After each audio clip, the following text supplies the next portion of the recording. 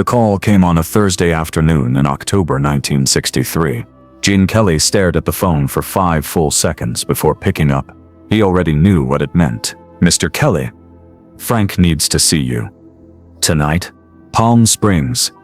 He said, "Don't bring the storyboards." Gene looked down at the weeks of work spread across his desk. Dozens of meticulously planned dance sequences, camera angles, blocking. Everything designed for a film that was supposed to start shooting in 3 weeks. 3 weeks. And Frank Sinatra, the most powerful man in Hollywood, his old friend, his former student, was summoning him. At night, to his desert compound, alone. Gene's assistant appeared in the doorway. "Everything okay?" Gene didn't answer. He was doing the math in his head. The contract signed. The crew hired. The sets built. Millions of dollars already spent on a production that was supposed to reunite 2 legends. Should I tell them you will go? Oh? His assistant pressed. Gene closed his eyes. He had been in this business long enough to recognize an ending when he saw one. "Tell them I will be there." He hung up and stared at the storyboards one last time. All that work, all that planning, and somehow he had known for weeks. It would come to this, a choice between the movie and the man, between his vision and their friendship, between what Hollywood wanted and what loyalty demanded. By the time Gene walked out of his office, he had already made his decision. He was going to destroy his own career to save Frank Sinatra from him. The only question was whether Frank would understand why. But how did 2 of Hollywood's biggest stars, friends for nearly 20 years, end up here? How did a dream collaboration turn into a nightmare 3 weeks before cameras rolled? To understand that, you have to go back to the beginning, to 1945. To the day a terrified Frank Sinatra walked into a dance studio and met the man who would change his life, and eventually nearly destroy their friendship. 18 years earlier, Gene Kelly had been terrified of Frank Sinatra. Not the person, the responsibility. It was 1945, and they were filming Anchors Away at MGM. Gene was already an established dancer, athletic, and technically brilliant. Frank was the biggest singing star in America, but he had never danced professionally in his life. And now Gene was choreographing dance sequences that featured both of them. The first day of rehearsals, Frank walked into the studio looking confident, that signature Sinatra swagger. But Gene could see the nervousness underneath, the way Frank's eyes tracked every movement, cataloging what his body would be asked to do. Gene demonstrated the first combination. Simple steps, basic rhythm. The kind of thing any trained dancer could pick up in 5 minutes. Frank tried it. His timing was off. His feet tangled. He stopped, frustrated. "I look like a damn fool," Frank muttered. Gene shook his head. "You look like someone learning. There is a difference. I am a singer, not a dancer. You are both. You just don't know it yet." Gene spent the next 6 weeks teaching Frank Sinatra how to dance. Not just steps. How to move with confidence. How to make it look natural. How to sell a number even when you are not technically perfect. It was brutal work. Frank would rehearse until his feet bled, too proud to quit, too stubborn to admit defeat. Gene pushed him hard, but never humiliated him. He understood that Frank's ego was as fragile as it was enormous, and slowly, something remarkable happened. Frank Sinatra became a decent dancer. Not great. He would never be Gene Kelly, but good enough, credible, entertaining. More importantly, they became friends. They were opposites in almost every way. Gene was disciplined, meticulous, a perfectionist who planned every detail. Frank was spontaneous, impulsive, a force of nature who followed his instincts. But on screen, the chemistry was undeniable. Anchors Away was a massive hit. The studio immediately wanted a follow-up, then another. Gene and Frank made 3 films together between 1945 and 1949. Anchors Away, Take Me Out to the Ball Game, and On the Town. Each one was more successful than the last. Audiences loved watching the cocky dancer and the smooth crooner play off each other. Critics praised their natural rapport. But off-screen, Gene noticed something developing. A tension. A subtle competition that Frank never quite admitted. But Gene could always feel. Frank admired Gene's talent, but resented being compared to him. He hated that every review mentioned how Gene had taught him to dance, as if Frank was the student, and Gene the master. Frank Sinatra didn't like being anyone's student. By 1949, after On the Town wrapped, both men were ready for a break. The friendship was strong, but the working relationship needed distance. They stayed friends, saw each other socially, remained genuinely fond of each other, but they never worked together again. Until 1963, Frank Sinatra was producing Robin and the Seven Hoods. It was going to be a Rat Pack vehicle. Frank, Dean Martin, Sammy Davis Jr., plus Bing Crosby in a supporting role. A musical comedy spoof set in 1920s Chicago, reimagining Robin Hood as a gangster with a heart of gold. Frank wanted it to be big, polished. More than just another Rat Pack hangout film where they drank on screen and ad-libbed half the dialogue. He wanted real choreography, real production value. He wanted Gene Kelly. Frank called Gene. Personally, I want you to produce and direct. Make this thing look like a real musical, not just us clowning around. Gene was intrigued. He had been working steadily, but nothing major. The golden age of MGM musicals was fading. A chance to work with Frank again, to create something substantial, was appealing. "You sure about this?" Gene asked. "We haven't worked together in 14 years. That is why I am calling. I trust you.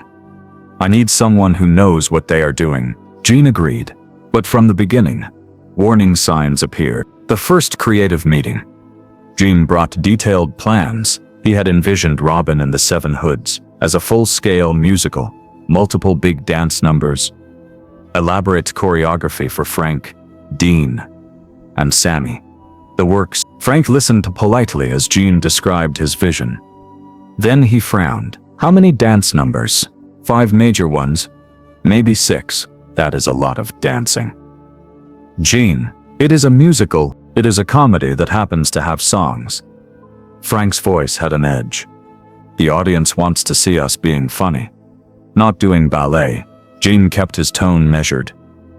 "Frank, you hired me to make this a real musical. That means dance numbers.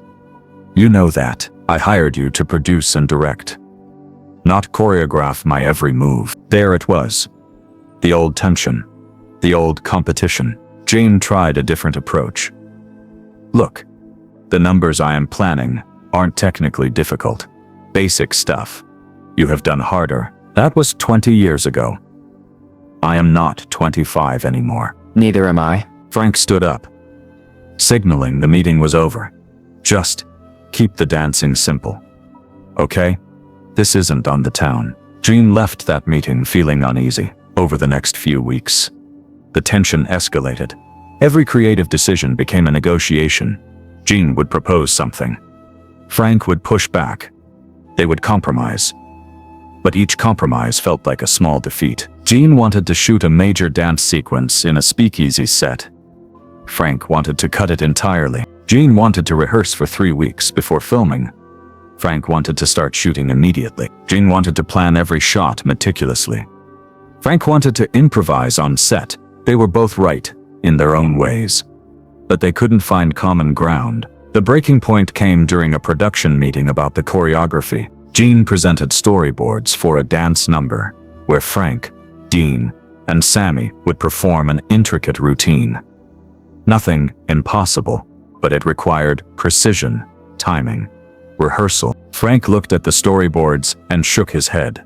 "I am not doing this. Frank, I am not 25 years old dancing with you in Anchors Away. I am not going to embarrass myself trying to keep up with choreography designed for professional dancers. It is not designed for professional dancers. It is designed for you." "No." Frank's voice was flat, final. "It is designed for who you think I should be, not who I am." Gene felt something snap inside him. Not anger, sadness. He realized what was happening. Frank didn't want a director. He wanted validation. He wanted Gene to tell him he was good enough without having to prove it, and Gene couldn't do that. Not honestly. Gene was a perfectionist. He demanded excellence from himself and everyone around him. That is what made his films great. But it is also what made him difficult to work with. Frank was a perfectionist too, but in a different way. He wanted things to feel effortless, spontaneous, natural. He didn't want to rehearse endlessly. He wanted to capture magic in the moment. Two different philosophies, two different approaches, both valid, both talented, but fundamentally incompatible. That night, Gene went home and called his wife. "I am going to quit," he said. "You can't quit. Filming starts in 3 weeks. I can and I will. If I stay on this project, Frank and I are going to destroy each other. Every decision will be a fight.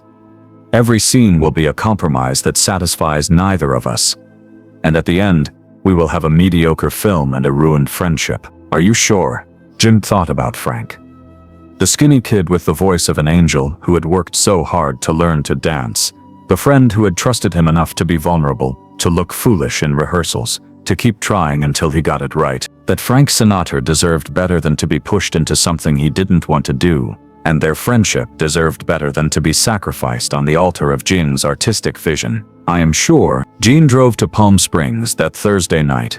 Frank's compound was impressive. Sprawling. Luxurious. The kind of place that announced success without apology. Gene was shown to Frank's private office. Frank was sitting behind his desk, a glass of Jack Daniels in his hand.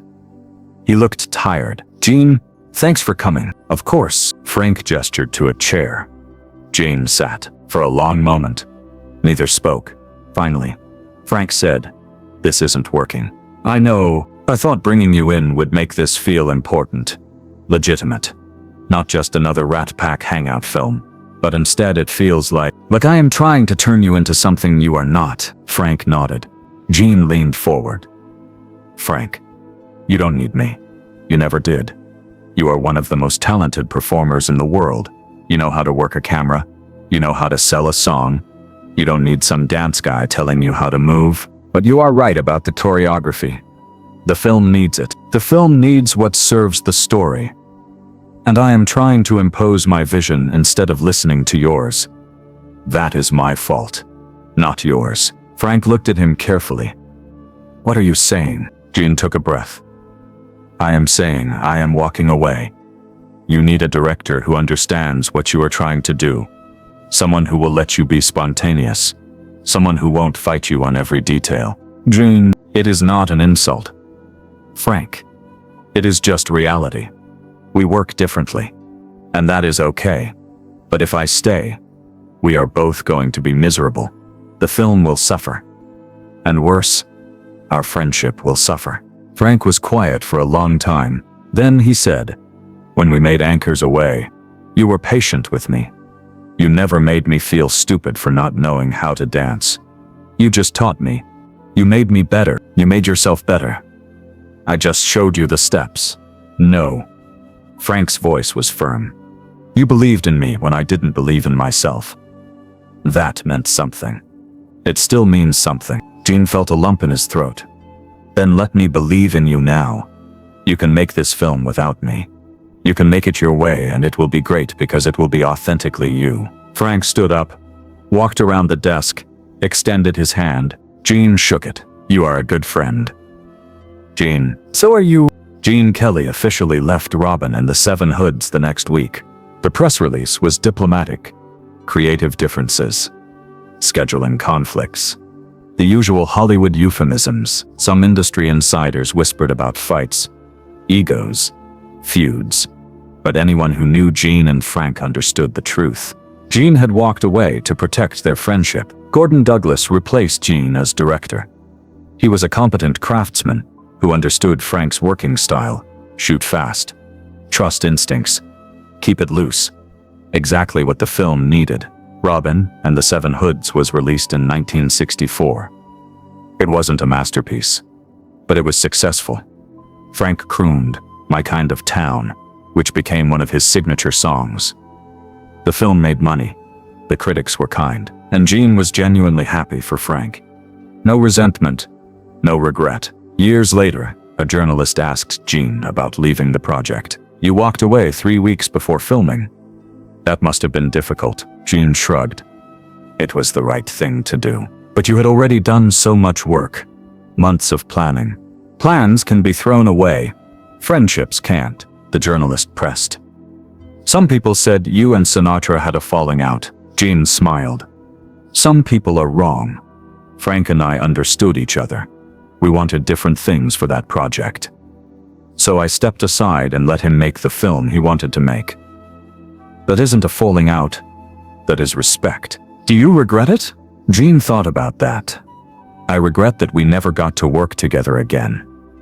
Frank was incredibly talented, but I don't regret leaving, because what we preserved was more important than any movie." In 1974, MGM released That's Entertainment, a compilation celebrating the studio's golden age of musicals.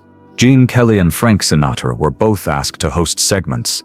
They appeared together on screen for the first time in 25 years, walking through the empty MGM lot, reminiscing about the old days. The chemistry was still there, the friendship intact. They joked about Anchors Away, laughed about Frank's early attempts at dancing, recalled the insanity of shooting on the town on location in New York. There was warmth between them, genuine affection, no mention of Robin and the Seven Hoods. No need to dredge up old conflicts, just two old friends, celebrating what they had created together. Frank Sinatra died in May 1998. Gene Kelly had died 2 years earlier, in 1996. At Frank's funeral, his daughters spoke about his generosity, his passion, his complicated genius. They mentioned his friendships, the people who had stayed loyal through the ups and downs of his volcanic personality. Gene Kelly's name came up. One of Frank's daughters said, "Dad had a lot of people around him over the years, but the ones he truly respected were the ones who told him the truth, who weren't afraid of him, who loved him enough to walk away when staying would hurt both of them." She paused. Gene Kelly was one of those people. The lesson of Gene Kelly and Frank Sinatra isn't about artistic compromise or creative differences. It is about understanding when to fight and when to walk away. Gene could have stayed on Robin and the Seven Hoods. He could have battled Frank over every decision, insisted on his vision, forced the choreography he wanted. The film might have been better, or it might have been worse. No one knows, but the friendship would have been destroyed. Gene understood something fundamental. You can make 1,000 movies in a lifetime, but you only get a handful of true friendships. Frank understood it too. That is why, when Gene walked away, Frank didn't take it as betrayal. He took it as loyalty. Loyalty to something bigger than ego, bigger than art, bigger than Hollywood. Loyalty to each other. In the end, Robin and the Seven Hoods is a footnote in both their careers, but the friendship between Gene Kelly and Frank Sinatra, the skinny crooner and the athletic dancer, the spontaneous improviser and the meticulous perfectionist, that friendship endured through different working styles, through professional tensions, through the inevitable conflicts that arise when two strong personalities collide. It endured because Gene knew when to walk away, not in anger, not in defeat, but in wisdom. The wisdom to recognize that some things are worth more than success. Some things are worth protecting, even at personal cost.